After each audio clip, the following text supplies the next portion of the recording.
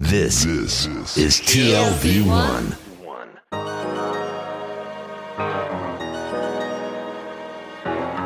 The Tel Aviv Review.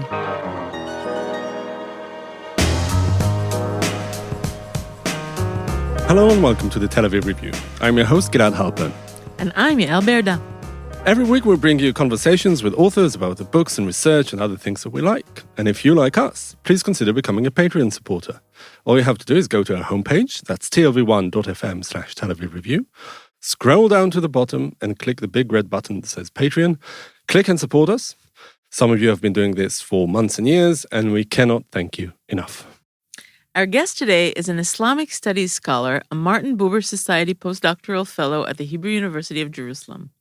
Her book, Charity in Saudi Arabia, Civil Society Under Authoritarianism, has just been published by Cambridge University Press. Dr. Noral Derbal, hello and welcome to the Tel Aviv Review. Hello, and thank you. It's my pleasure talking to you today. So, Civil Society Under Authoritarianism, the subtitle of the book, sounds, as you point out, almost like an oxymoron. After all, civil society is perceived as carving a space independent of the state, and that would be close to impossible in a rigid authoritarian state like Saudi Arabia. So what were the questions that lay ahead of you when you started looking at this issue? So I started looking into this issue in 2009 when I was a visiting student at King Abdulaziz University in Jeddah. And thank God I didn't really know much about these debates about civil society and authoritarianism in the Middle East. And what happened then were the 2009 Jeddah floods, the so-called Jeddah floods, which had the effect of, which saw a lot of mobilization then happening on the ground. And I was one of the volunteers at the time because the university campus was flooded, there was mud everywhere, classrooms were closed. So I followed my fellow students and went out to the poor neighborhoods where we organized rescue efforts, aid. We sent aid packages, etc. And during these days and weeks, I heard Saudis speaking of civil society and describing themselves as civil society. And this is really then what got me started looking into the topic, because I noticed on the one hand, there were these Saudis and non-Saudis in Saudi Arabia describing themselves as part of Saudi civil society. And on the other hand, you have the literature that looks at the Middle East and that describes a lack of civil society in Saudi Arabia. And so the first question was really how to explain this gap and how this this mismatch between the literature on the one hand and my observations and the interviews that I did on the other hand. You use the terrible case of climate change, climate disaster, to explore the ways that opposition, critique, and social action become possible under an authoritarian regime. So do you think that it was the floods and the particularity of climate change and that scale of human suffering that it brings to the region, is that what offers the possibilities for political change and regime change? I mean, is it about climate change? Is it the environment? Or do you think these opportunities or this growth, the opportunities to grow civil society can happen in other examples too? So there are two things that I want to say to this. First of all, the 2009 floods where they happen because Jeddah saw more rain than in usual years. But floodings in the region are not rare. It happens every now and then. In 2011, for example, Jeddah saw also severe floodings. If we look at the history of the Hijaz, you see that there is flooding every few years. And responses to the floods from civil society and from the state. I think why the 2009 floods were caused this big wave of mobilization was on the one hand because the state focused, because it was about timing. The flooding coincided with the annual pilgrimage. So the state focused its rescue efforts on the pilgrims and on Mecca and Medina. And the people of Jeddah were left to themselves. This, and the other factor was social media. And social media had been big in Saudi Arabia for some time. So Saudis are among the most active on Twitter. When we compare Twitter accounts to per capita, we see that Saudi Arabia counts an extraordinary high rate of social media users: Twitter, Facebook, today WhatsApp, Instagram. And through social media, the effects of the flood, the devastation, became visible. And social media allowed Jaddawis to organize themselves.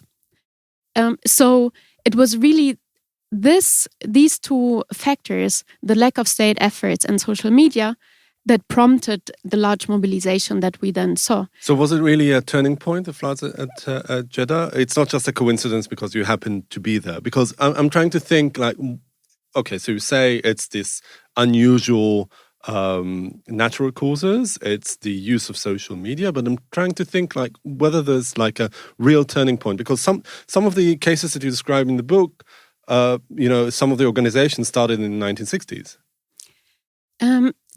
So I would say for Jeddah and for Saudi Arabia, it was a turning point. It was a very special moment. Later on, people described 2009 as their Jeddah spring. In 2011, when we saw the so-called Arab Spring in the region, we saw very little happening in Saudi Arabia, and people said, well, we had our Arab Spring moment in 2009. But as you point out correctly, charity efforts have a very long tradition in the peninsula. And this is also what gives these efforts legitimacy, that these actors, they point to the history of charity and the value of charity. Charity is one of the 5 pillars of Islam. Of course, the so-called Islamic State, before there was another Islamic State, Saudi Arabia is self-describing as staging itself as the ultimate Islamic State, has to allow and support and encourage charity in the country. And so I argue that under this umbrella of charity, one of the 5 pillars of Islam, all kinds of activism became possible. And I think this is really what was then new. We see that the first collective charity organizations were established in Saudi Arabia in the 1930s.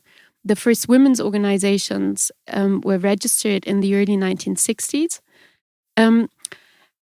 But what was then different starting in the years 2000s was that suddenly all kinds of activities became possible. For example, we have in 2007 the first environmental, just to go back to your first question, we have the first environmental organization registering under the umbrella of charity. So this Saudi environmental organization registered as a charity organization, although its activities were, I argue, not very charitable in nature. But I want to say something else again, going back to your first question, this question about regime change. Because there's this, I think regime change and this whole idea about democracy is a very normative one. And we see that many Saudis actually do not want regime change. So when you ask me, does environmental disaster offer an avenue for regime change, I think many Saudis would say, but we do not want regime change. And that's what differentiates them in 2011, 13, 14 from what we saw happening in the region.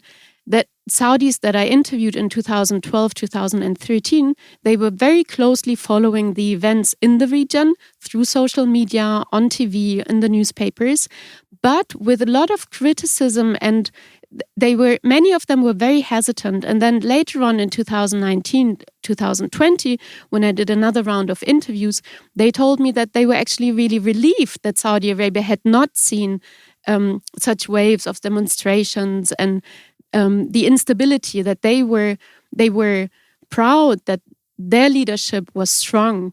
And many of them are, especially of the younger generation, are very in favor of the Crown Prince Mohammed bin Salman, whom they think will lead Saudi Arabia into a new era. It's really interesting in the sense what you're just saying now about participation, because this is really a constitutive feature of that action that you're describing. And also, the flip side, or perhaps the complementary element of that of civil society, is the notion of citizenship in its specific conception of participation.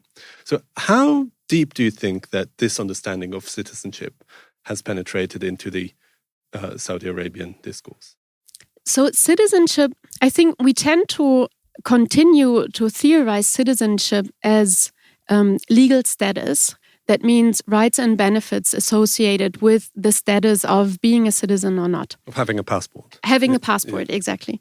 But by contrast, I try and I follow the literature here that has pointed out in other contexts, an understanding of citizenship from below looks at citizenship as practice, and citizenship through practice creating a sense of belonging.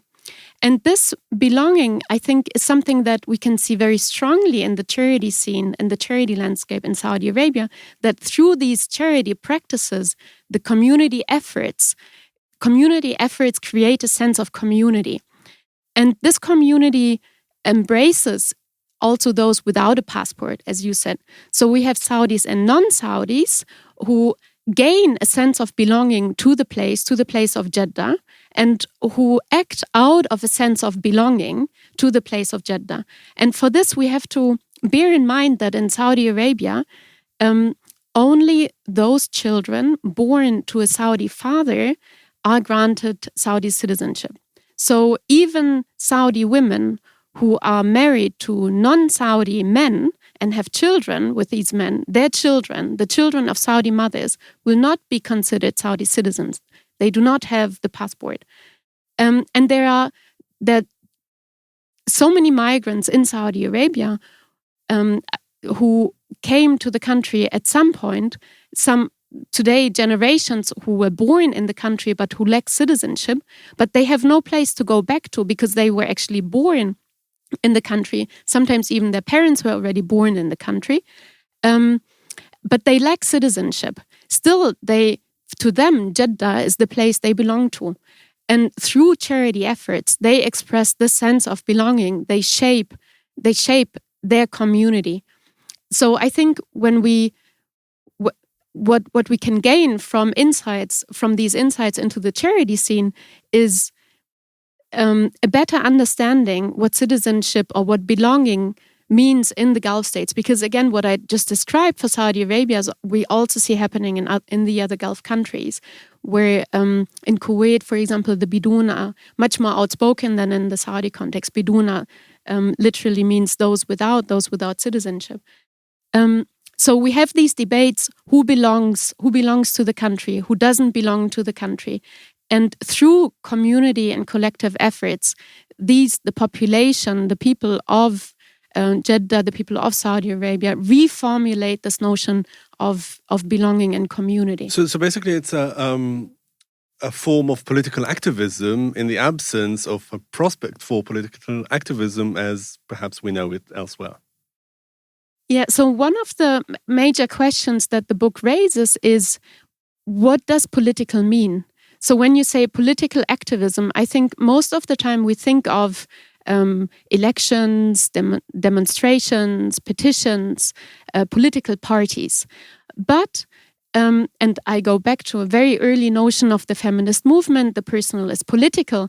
Or you could say, for example, being a vegan can be very political, right? Not eating meat, not eating fish can be an environmental statement. So I really raise the question: what is political and what is not political through my work? Because of course, the cost of political activism in Saudi Arabia nowadays is really high, and it has become even higher nowadays, because what we see today under King Salman is that the already authoritarian state structures have become more and more repressive. Criticism of the regime or any critical reflection on things like, for example, Vision 2030, the long-term strategy announced by the Crown Prince in 2016, any criticism of it is today harshly sanctioned. We have people disappear. The number of of prisoners who or of people who just disappear because they express their opinions, journalists, human rights activists, is higher today than it was during King Abdullah's reign. But at the same time, I want to emphasize the fact that this does not mean that civil society nowadays is dead. Because still this activism on the ground that my research describes, it's still ongoing. These charity organizations that I followed, some of them are still active today. And it comes back to the point, the activities that these charity organizations pursue, activities for the poor, they are as much needed today as they were 10 years ago. And they transgress the lines of the socio-political as much as they did 10 years ago. So I want to give you an example, and then we can debate on how far this is political or not. One of the charity organizations, the First Women, at the time it was called the First Women's Welfare Association in Jeddah, that was established in the early 1960s. Today it calls itself Al-Ula. They have changed their program. So when I studied them in 2009, they were largely giving handouts and medical aid, food packages to the poor.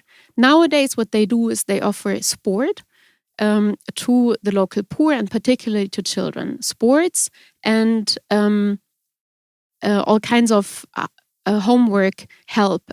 They assist children. They offer them, for example, extra English classes in the afternoon, sports activities in the afternoon, computer ways of using computers in the afternoon. And now the question is this, they do not openly address, they do not raise a flag for the poor in the country, but they address the growing problem of poverty in Saudi Arabia. So I argue that this kind of activism, it is an essential part of civil society in Saudi Arabia. They do not raise a flag and question in how far Vision 2030 addresses poverty and inequality in the kingdom, but through their activities, they reach out to the poor and they try to bridge the gap that we see between the poor and the rich in the country. It's so interesting to me that, I mean, thinking of this kind of separation between the group, those that have citizenship, others who are residents, and others who are subjects, really very, very similar to our citizenship regime here in Israel-Palestine. Something you know something about? Yes, but I want to ask about that because it's so interesting hearing you talk about how people can create their belonging through the civilian action and through community organizing, and how actually here that kind of activity would be repressed as well. So in East Jerusalem or in the West Bank. And I'm wondering at this because there's this question always, we have the hierarchy between, like you say, political action and charity, kind of dissed by, what is charity? And, you shouldn't give, don't give the poor fish, give them the fishing rods, all those. See, and what you're actually saying, you're kind of collapsing that difference and saying, there are times when charity can be extremely political, when it is the only way, basically, to kind of shed light on a repressive regime. And so what I want to ask you about that is, how gendered is this? What is this? Is this a story of gender? And do you know it or see it also because you were this, foreign female researcher going in and participating and being part of it? So there's so much that I want to say to this question, because I really feel there are 5 questions in here. So first of all, this hierarchy between charity on the one hand and development, it is as pronounced in Saudi Arabia as it is globally these days. But I want to say, in defense of Islamic charity, the traditional classical charity, none of the philanthropists and social workers that I met ever told me that Islamic charity is the solution to poverty. And on the other hand, we have people who promote the development paradigm, which is a global paradigm, and sometimes I feel they pretend as if this is a solution to poverty when actually it isn't. And I think promoting development is as much an apolitical solution to a political problem of poverty, and is as much not leading actually to a solution than is Islamic charity. The dimension of gender is a very interesting one, because in Saudi Arabia nowadays, the majority of charity organizations are mixed gender associations or organizations, and only a very few are actually registered as women-only organizations. But these lines are blurred, because even in the mixed gender welfare associations, like the Majid Society, one of the charity organizations that I analyze in depth, you see that those who actually do the work on the ground, the social workers who go from house to house, who work with the beneficiaries, they are women. And this, I think it really contradicts much of this prevalent understanding of Saudi society that sees women as repressed and having to stay in the household, because women actors are sometimes much more efficient in approaching and entering houses and entering spaces. Because they are only women, they can access family spaces. And the same goes to me. I try to tell my students and encourage my students, particularly female students, to do field work, to do work on Saudi Arabia, because I feel as a woman we have much more access than as men, because as a woman I was able to enter spaces that most men wouldn't see. But the problem here is twofold. When you ask me, so what do I gain or lose as a woman doing research on Saudi Arabia, I would say the benefit is that I have access, but the downside is then I have to stand my ground in a community of scholars. And here I'm talking about the Western literature, Western scholarship, where Gulf studies is heavily dominated by men. Most scholars who write about Saudi Arabia, who especially in political science and international relations, in the social sciences, are men. It's a bit different in anthropology and in history, but still, generally, there's this tendency in Gulf studies that the work is done by men. And those men, when I initially started out my project and I began presenting my work at conferences, they were always belittling, I felt, my work, because, oh yeah, this woman who looks at charity and it's a woman's thing. And usually the first question I got, so how is it as a woman doing research in Saudi Arabia? I'm sure it's tough, isn't it, my dear? And this really, I think... I'm sure it goes hand in hand with the poverty of social studies of Saudi Arabia, as you pointed out in the beginning of this conversation, right? I mean, the fact that men tend to focus on, I don't know, diplomatic history or the political regime, etc. Yeah, oil. I always say oil, Wahhabism, and the royal family, Al Saud. And then we have the saying, those who write about the royal family have nothing to say, and those who have something to say wouldn't write about it. And still we have this... Maybe the same goes for oil, too. So it's really ironic how, when you ask me, so is it really something new nowadays, charity, and doesn't it have a long history in the Arabian Peninsula? Yes, it has. And so it's really ironic that it has been overseen for all these decades. And we have so many studies on oil in the Saudi context, but no other English monograph that analyzes charity, which is one of the 5 pillars of Islam, right? So you would think if someone is interested in Islam in Saudi Arabia, they would look at the 5 pillars of Islam.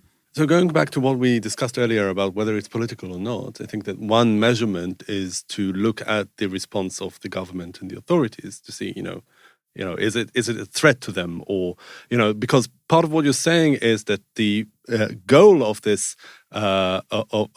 movement, of this sector, is to raise and perhaps nurture accountability of sorts with the government. How have they reacted to it, and how can you describe the relationship of the charity sector and the government and how it has transformed? So I would think of it in 3 categories. And again, this challenges the notion that civil society has to be somewhat against the state or in opposition to the state, and only then is it really authentic civil society. If civil society actors, if activists are critical of the state, only then is it really civil society. And by contrast, my work shows that we have some civil society groups that transgress those policies and those lines set down by the authoritarian states. Then we have those groups who work hand in hand with the state, and we have those who work in support of the state. And the relationship between all three is complex because, again, another feature of Saudi civil society is horizontal linkages. So you see that although one group might transgress policies set down by the state, for example, directing aid to non-citizens, offering aid to non-citizens, although state policy directs welfare only to citizens, this organization that transgresses state lines might work hand in hand with an organization that works hand in hand or in support with the state. So we see, for example, the Majid Society, one of the case studies in the book, they are seen as very close to the state and working in line with the state.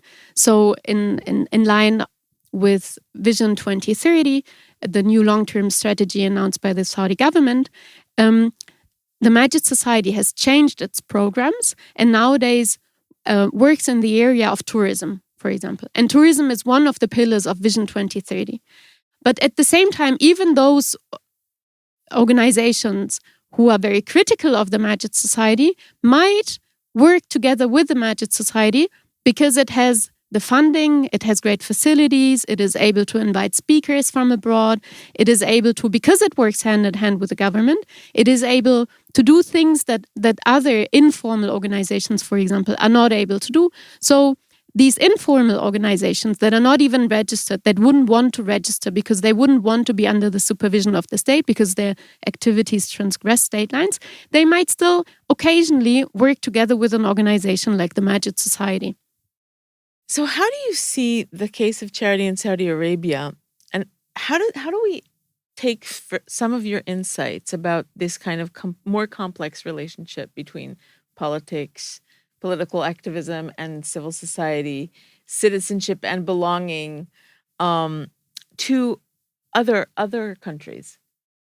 What so like in your bigger kind of generalization that you could make, what would that be? I think we can learn something for the global south, for authoritarian context in general, but also for the so-called West. I think what we see in this question on civil society, whether there is civil society or not, is that so-called Western theory of civil society still very much follows this idea that there are these three separate spheres. There's the state, the market, and civil society, and there are clear-cut boundaries between the three. Although, in reality, we know, when I look, for example, at the case of Germany, these lines are very much blurred. And I think it would be interesting to look more into these blurred zones that emerge.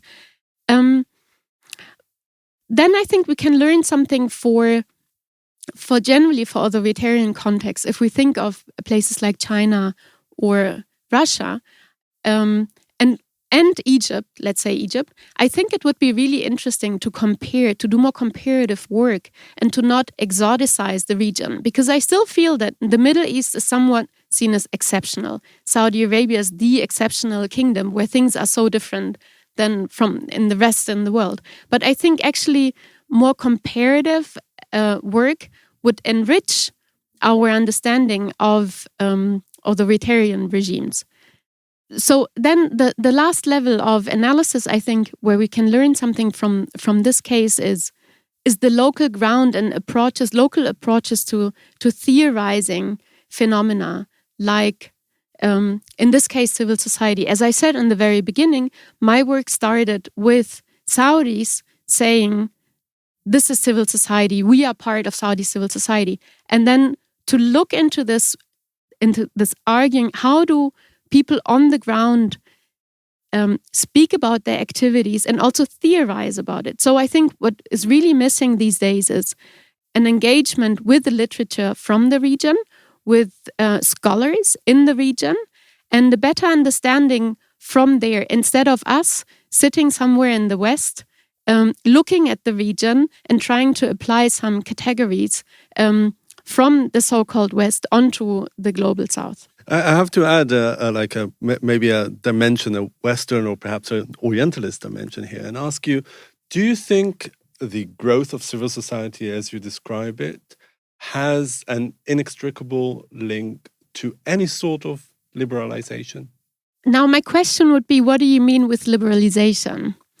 The reforms that we've seen in Saudi Arabia that happened over the last decade are radical.